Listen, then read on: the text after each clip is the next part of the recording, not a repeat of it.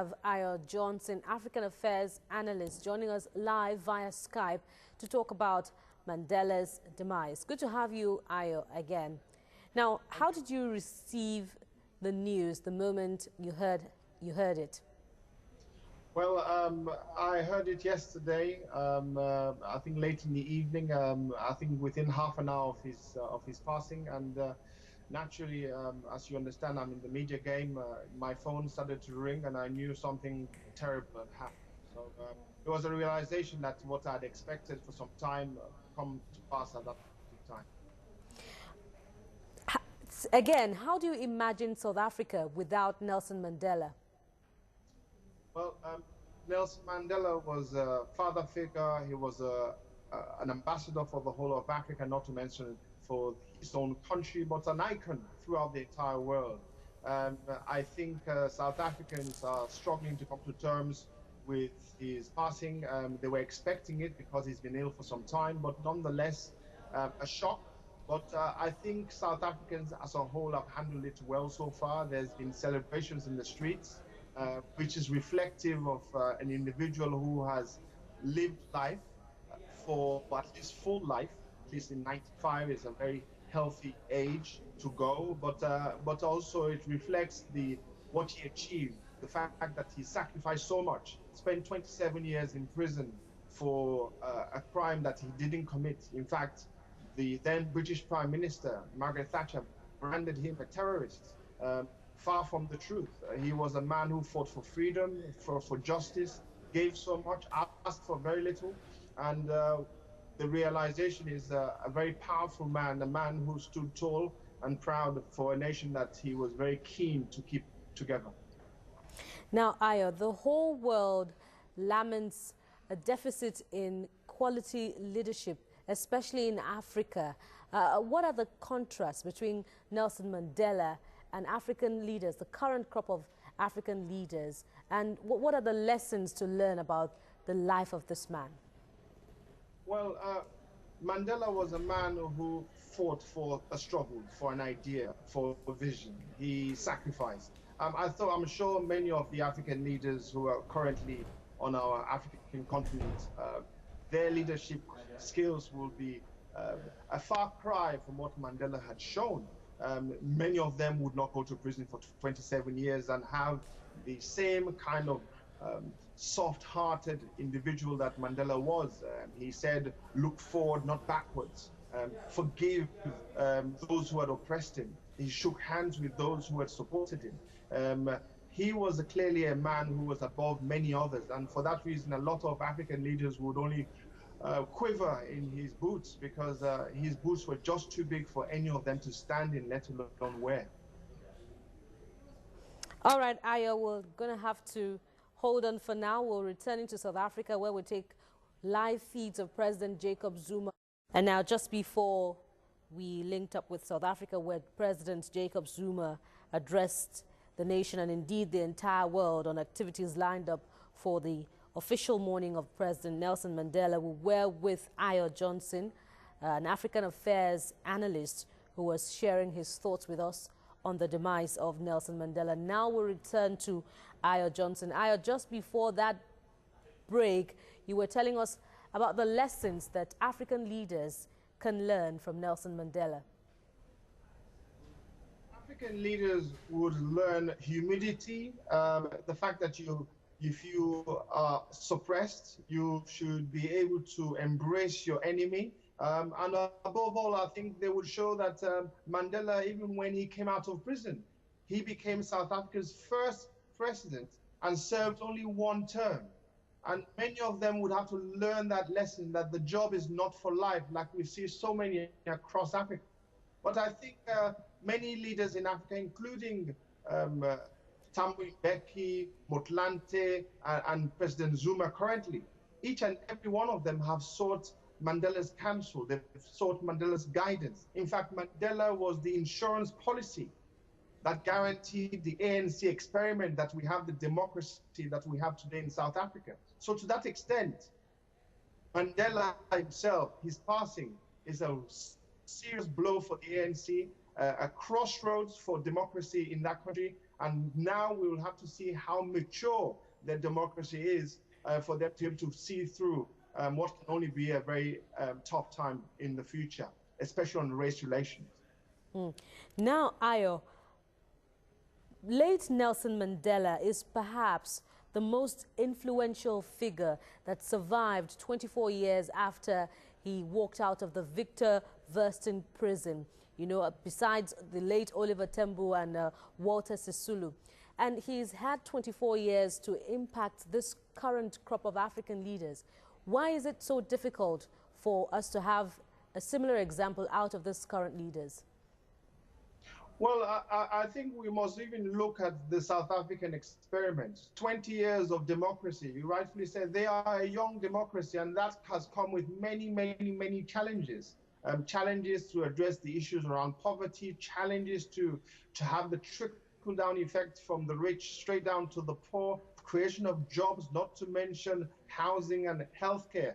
Many South Africans haven't seen that dream realized, and Mandela's core dream was to address that fundamentally. He couldn't do it in one term as the president, and his successors, Tambo Mbeki, Motlanthe, and of course President Zuma, have all yet to deliver. And to that extent, they are all yet to deliver on the ANC promise. Wider, across the entire African continent, many African leaders are yet to meet the challenges that they face in their respective countries, but they would look at the example of Mandela and take heart from a man who suffered so much, asked for very little, focused on the issue and the agenda at hand, set some very good principles where many can actually look back and say what an amazing man he is. And I think many of them would be even embarrassed to even be considered in the same light as Mandela. Mandela was truly an exceptional character the world over. There are no leaders worldwide that can actually be compared with him.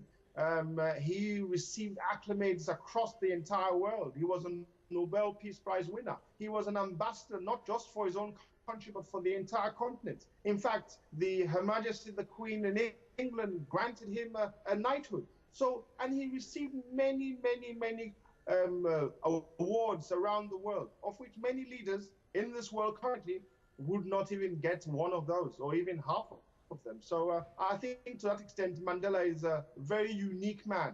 And for that, that's why people remember him, because he forgave when many would say he didn't have to. He shook hands with individuals who many would say, well, why did you? But he saw the bigger picture. And the bigger picture was that South Africa could not evolve, could not develop, and certainly could not become, as we do know it now, the superpower on the African continent, if it wasn't for Mandela, because he saw that blacks and whites collectively can make the difference if they work together. Now, Ayo, you said he was the lifeline. You said earlier there was a lifeline on which the ANC policy survived. Now that he's no more, what happens to the ANC? What turn will the ANC politics take? Well, the ANC for some time have always followed what the Mandela idealist was all about, trying to create jobs, trying to reach the inequality gap, trying to make sure that the black townships were slightly better, but they failed. They failed to address that. They didn't carry out as many reforms as they could have, and they have been caught out over time because although South Africa is a better country today than it has ever been in its past, although it's a much more healthier country in terms of economical improvement, the trickle-down effects for vast majorities of South Africans, black South Africans in the townships, the problems still are there. And to that extent, the South African dream yet to be realized, the ANC has failed, or at least has to work slightly harder to be able to meet up those objectives. I think the ANC is here to stay. The ANC in its current model may change. Again, they're fragmented. They may fragment into slightly smaller groups, but as a whole, the ANC, I'm expecting to win the next election next year, and they will continue for a very long time. But if they don't deliver, as more South Africans become better educated, slightly more aware, willing to engage with the political process, then they would receive a serious challenge from other smaller parties who can only become bigger and larger and become a very serious threat to them in the future. Many thanks to you there, Ayo Johnson, for sharing your thoughts with us. Ayo, the same but in a different way. Beyond the African continent now, what does his exit portend for global politics? We must remember that Mandela has been out of the public eye for a very long time, and even in political circles, he wasn't as influential as he once was. We must remember that when he came out from prison, he was already a very old man in his 70s. And of course, when he eventually left politics, he was close to his 80s. So he was an old man. And for him, time was not his best friend. He spent so much time in prison. He spent very little time out of prison, and he couldn't find enough time to make the difference that his people needed. He was a man who, sadly, time was not his best friend. Across the African continent, people would look at that and see that in life, you've got to make the best of what you have. And Mandela was a man who tried his best under very trying circumstances for which many of our African leaders have time. Many of them have opportunity. The question is, are they taking that opportunity? Are they making the best of that opportunity to satisfy their own people? I think they're not in the same acclimate as Mandela, even though the ANC dream is still yet to be realized. But you could tell that if he had time, if he had his prime still at his bay, then I think he could have done so much more. I only wish that he had been slightly more radical when he came into power in '94 with some of the changes that he was trying to implement. I only wish he'd been slightly more robust in those changes. But I think he did the best he could under the circumstances. And we must remember, he came out a very sick man, a man who was already having very major problems with his lungs, major problems with his health, and he tried to plug on, irrespective of those health differences. So I think African leaders will look at that and say, well, some of them have good health. Some of them still have their better times ahead of them. And some of them have opportunity, which is their leadership styles. They must improve that. They must learn from Mandela and make a difference. And I think ultimately that's what African leaders will be looking to and would remember him for. Thank you, Ayo. And I'll take it from you. And Ayo, are you there? Dr. Nweze has talked about 4 indices that could make, that made for the late Nelson Mandela succeed: structure, system, process, and people. Is it possible that the absence of one of those 4 indices, that's the people, is perhaps what is making African politics a bitter pill? Well, yes, I think African leaders in principle need to be more inclusive. They need to be more open in their activities. Governances need to be far more closer to the people, and for the people to be able to interact, especially to be able to express their will peacefully. And sometimes this is missing. People, processes, and procedures and systems are all good, but again, you need human beings, you need personalities, you need functioning governments. And sometimes I don't think we've got the whole mix. South Africa also did not have the whole mix. I mean, if it was, then the ANC would have succeeded in its manifesto, which was to eradicate its people of poverty. 20 years has gone past and many people are still poor. So I think for you to succeed, you need democracy. And democracy comes at a price. Democracy takes time.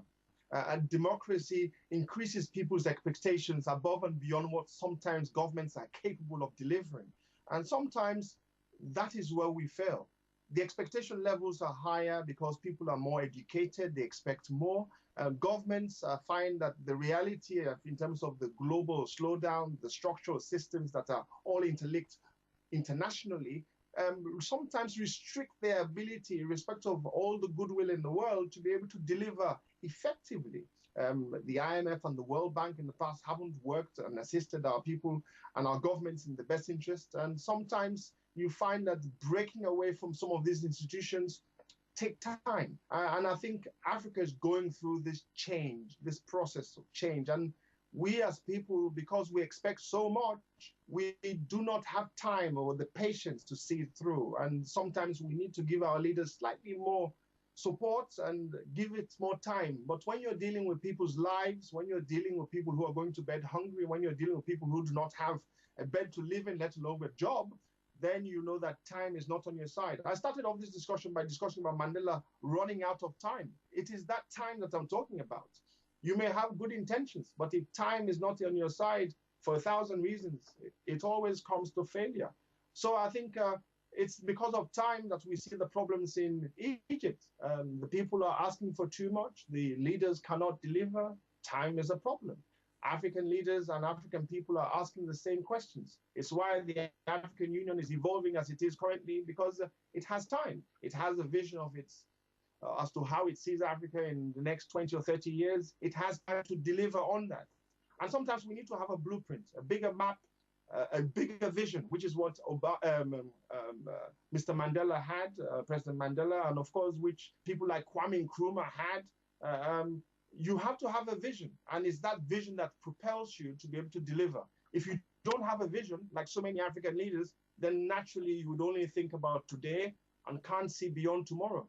It is that vision that Mandela had, which is why he extended his hand to de Klerk and the white population in South Africa, irrespective of the fact that they'd oppressed them for so long. He knew that the long-term picture could not be achieved in terms of South Africa's success without the white population.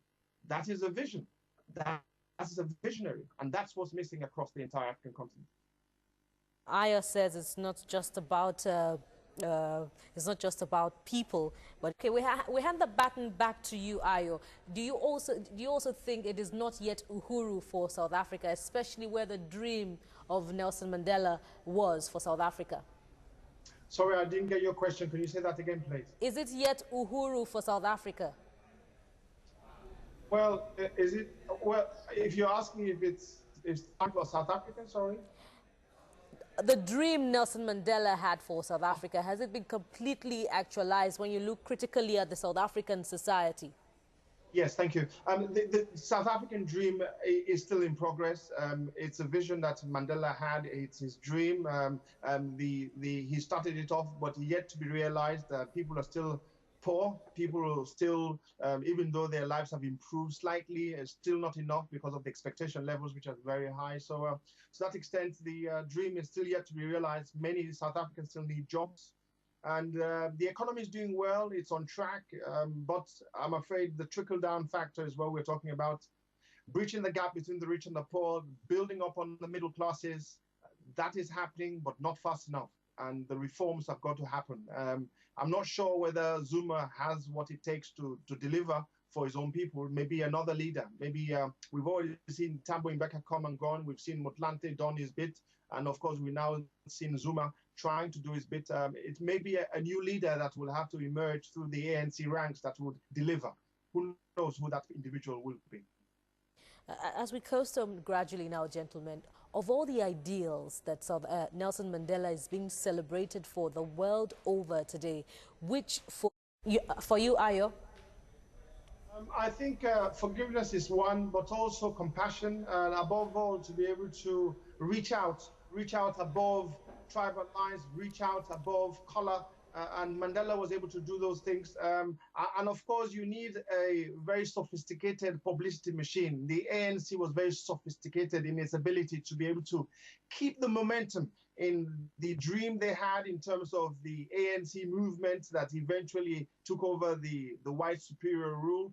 The fact that they were able to get support internationally and also maintain that support over time. I think it's a combination of many factors that bring it ahead. And I think Mandela, with his vision and his support structure that he had around him, he was able to achieve that. And I think that's what will stand out the most for me and for many others.